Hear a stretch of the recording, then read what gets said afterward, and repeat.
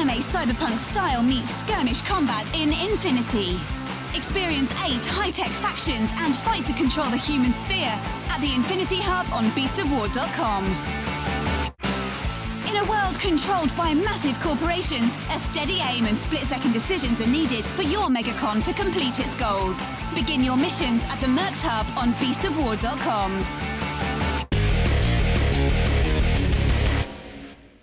So, hi guys, welcome to What's in the Box. Myself and John are sitting down to have a look at some Relic Knights. Yeah, and this is this is the first time I've sat down and looked at it. Yeah, pretty much. I have currently had a week with the guys from Relic Knights to learn the game. Yep. I've kind of fell in love with it. Yep. Beautiful minis, incredible rule set. Yep. But you can't start the game without a battle box. Exactly. So, we're having a look at the Star Nebula Corsairs. Now, this is the faction that really jumped out at me and said, Justin, this is for you. This is for you. This is for you right now. Yeah. Because these are... Space Pirates! Yes! They are Space Pirates. They even have a macaw in there.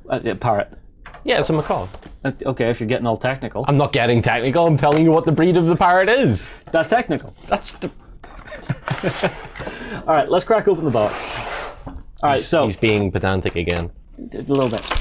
All right, so first thing you're going to get is your dashboard. Yeah. This is going to be important for your games. Now, John, you don't know how this works. So No, I don't. Put this under close camera and show you, okay? Right.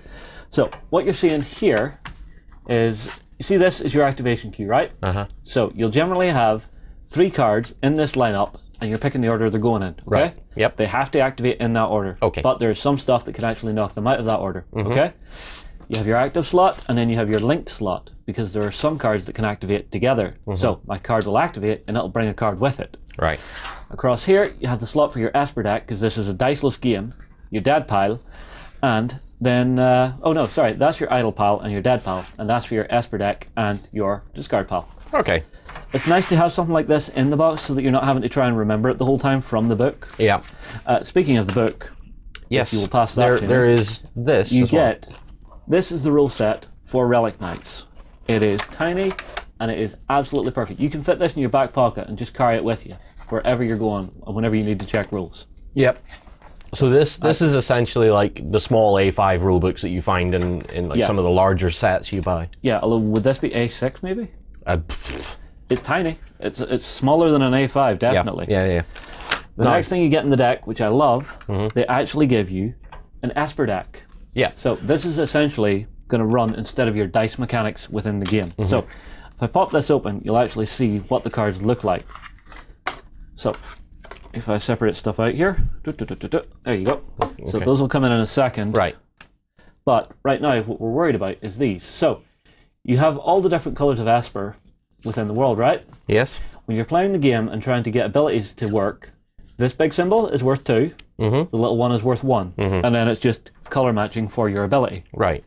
What you have in your hands there Okay, go. is actually scenario cards and action cards. So your scenario cards, at the start of every game, you're going to get one of 3 scenarios from a different color of Esper. So there's a lot of replayability in this.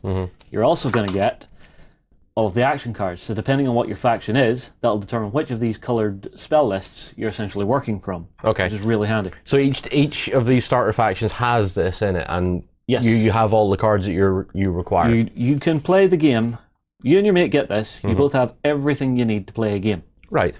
Which I really like. Something I want to point out. Tokens. Yes, you actually get a set of tokens in the box as well.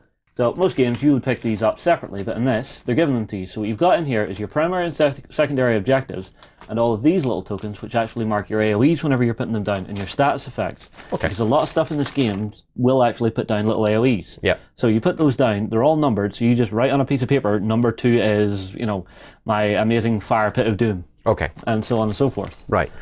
Let's get to the minis. Are you sure you want to get to the minis, or do you want to get to the stat cards?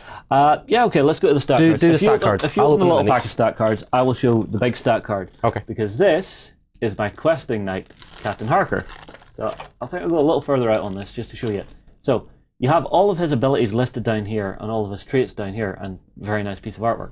This guy is basically the key to your entire force. Everything you do needs to go through him. So do not leave him hanging around on the board, not activating, because he's the most powerful thing on the table for you. Yeah. However, he also comes with some other stuff, and let's see if I can find it. Ah, yes. So, the macaw, as you were saying. Yes. We have parrot. a macaw named Caesar. Mm-hmm. Now, this is a particular thing, right? See, this isn't just a parrot, is it? They call this a cipher? Yes, a cipher is essentially... Think of it like a familiar for the Esper of the universe. Esper is like the magic that flows through the entire universe and controls all life. Mm-hmm. The ciphers are essentially an expression of that for each of the knights, showing that they've tapped into this elemental affinity. Yeah. And these guys actually talk and guide their knights as they quest and try to become a Relic Knight, which is the bigger, meaner version of these guys, which we'll get onto in another video. Yeah. But this little guy runs around, generates Esper that you can actually hold on your characters, which then you can use as any single color. Right. Right? So basically, imagine it like a little battery pack charging you up every time you activate it, and every time your knight activates within line of sight, he gets one for free. And each of them have their own little abilities. You then come to some of the pirate stuff. Now, the minions in the pirates are very cool. My favorite, say hello to the broadside. That is pretty freakily badass looking, I guess. Yeah. Yeah. Yeah. Now, you're going to notice you've got 2 stats on everything. The first one is your offensive. The second is your defensive. Right. However, for movement, you actually get 2 moves. So you'll move, do an action, move again. Right. Which is really cool. So it keeps it nice and free-flowing is what you're saying. Yeah, exactly. You're also going to get some of the Corsairs, who are your standard infantry pirates. Yeah. So that's these guys. And I really like the artwork for these. The artwork is something that has really caught my eye, especially with this. You know, obviously you and I are fairly in tune with anime and manga, and you know we're always reading or watching and chatting about it. So the art style just plays into that completely for us. Hell yes, yes. But it's all those little nods you see to some of the old tropes from anime. Yeah. So I'm gonna have to figure out what bits are for what here. This is the problem of if you can open the other bag while you're at it. Okay, sure. And we'll start getting some stuff in beneath the camera. So, so that looks first like up, bits of the broadside. This is the main gun assembly for your broadside. I believe there's 2 crewmen that come along with this once it's all mounted on the base. So I think this would be the body for one of them. The actual Corsairs have kind of a... Oh, what's the name of the anime? I'm trying to remember. Okay, it escapes me, I apologize, but they are very, very cool. We then have, I believe, a platform for the firing of the broadside for one of your crew to stand on. 2 large shield components, like so. And then we get onto our macaw, who's actually a single-piece mini, who's standing on a little sword. just cause. That is pretty cool, I think. It's going to be interesting to paint up, I think. It's going to be a lot of fun. We then, of course, have our captain, who is a single-piece mini. You know, so there's no building to this. Glue him on the base and get playing. Yep. There's also a lot of smaller components that come in with this. I don't want to take them out of the bag just because I don't want to lose them, but from what I'm seeing, it's extra hands, heads, and guns that's inside this. So, in our other bag... Actually, there's one thing that you actually pointed out to me which jumped out at you. Yeah. For some reason, they all come on purple bases. Yes. Which is odd. It was something I pointed out because I looked at it and thought, you know, most bases come in black or something like that, and I was like, it's actually almost too nice to paint over, but hey ho, if I start this force, I may either keep them purple or I may paint them up. Well, I was actually chatting with John about why they went for the purple base. Would you like to know why? There's a reason behind this. Yes, there is a very well thought out reason behind this. Oh, do tell. Some gamers are lazy and don't paint their minis. So if you're walking into a gaming store where they've just been glued onto the base and someone's playing with them, someone will look over and go, purple bases, they're playing Relic Knights. That's actually... That's clever, isn't it? I like that. It's like, oh, let's see, who's the Relic Knights player? No, that's a Magic player. They have a lot of cards. No, it's a Vanguard player. Purple bases. I'm surprised you actually went for some collectible card games there for examples. Well, I don't see many miniatures in Magic the Gathering or Card Pipe Vanguard. It does draw some similarities though, because you still have the dashboard, you still have the card decks and stuff laid out. Very true. Very true. That's what I was getting at. Anyway, minions. Yes. We have pirates. We have piratey minions. Pirates. Yarg. We have a female here as well. And is she one of the characters, or is she just a... no, she's just a lovely little deckhand. Right, fair enough. So, our first pirate is in 2 pieces. Plug and play, easy enough. Really nice design on the armor. Very space piratey. Yes, very space piratey. You get 2 of him. Yep. You then get the more of a big bruiser pirate. Again, you'll get 2 of this guy. Yep. And what is this? Ooh, I like his gun. It's very nicely designed. We don't know what the gun is yet, but yes.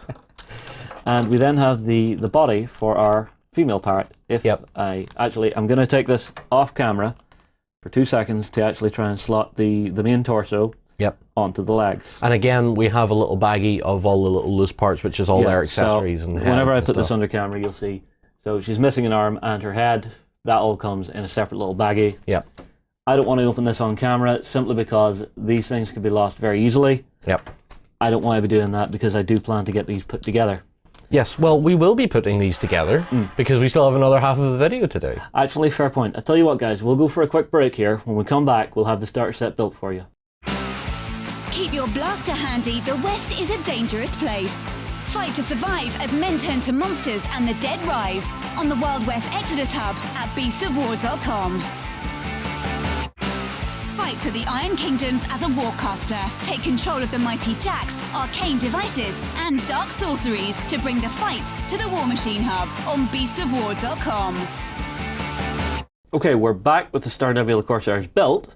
These were a lot of fun to put together. Yeah, they seem to be fairly sort of plug and play, as you were discussing with me earlier, and it's sort of like, like you were talking about, there wasn't a lot of posability, but But they've already got dynamic poses, so I don't really mind that. I mean, like if we have a look at one of our basic little Corsairs, now you get 2 of this guy in the box. yeah. You know, he's got the pose of, yes, I'm just going to shoot you in the face. Yeah, I'm just going to look at the other one. I'm actually, yeah, you're right, because when we were in part 1, we were talking about how the guns look pretty cool and stuff. Yeah, I do like the look of that. Yeah, and then we have our little slimmer pirate. The one thing I will say is, be careful of, you see the little sword holders here? There's a plug for those, but there's actually 3 types. Right. So you have the super heavy type for the big guy. Yep. You have a medium type for the little guy. Yep. And then for the last of our Corsairs, I believe this is the one. Yep. Our female one, yeah. Yes, you have a delicately Yeah, a very sculpted one. Yeah, a very delicate one. Yeah, but the good thing is this one actually goes on the right-hand side, whereas the others go on the left. Yeah. So you can sort of guess where it's going before you actually put it into place. Yeah, so these models are essentially like some of the stuff you see from Privateer. Like the plugs are a certain shape and they will go in a certain way. Yeah. So it's very good if you're just starting out in wargaming, because you're not having ball joints and stuff that you're trying to pose and make look cool without knowing what you're doing. Yeah. You know. We then have our captain and his cipher, who it was a one-piece model, and so was a cipher. So you've just instantly got a very cool pose to him. Yeah, that is a nice model. I do like him. I love the fact that the pirate is just standing on a saber that's been jammed into the ground. Yeah. Do we know what the cipher's name is in this? Yes, his name is Caesar. Caesar. Yes, Yes. Caesar the pirate. He's actually got one little ability which I think is really, really cool. It's called Cracker. So move target AoE token that is in line of sight up to 6 inches. Okay. Target AoE. Doesn't say friendly, doesn't say enemy. You can move anything. Just shift an AoE. Yeah. Yeah, so if there's a status effect that's really hurting my guys who are fighting, I can move that away, and that status effect is no longer bothering. Yeah. So Caesar flaps his wings and everything goes.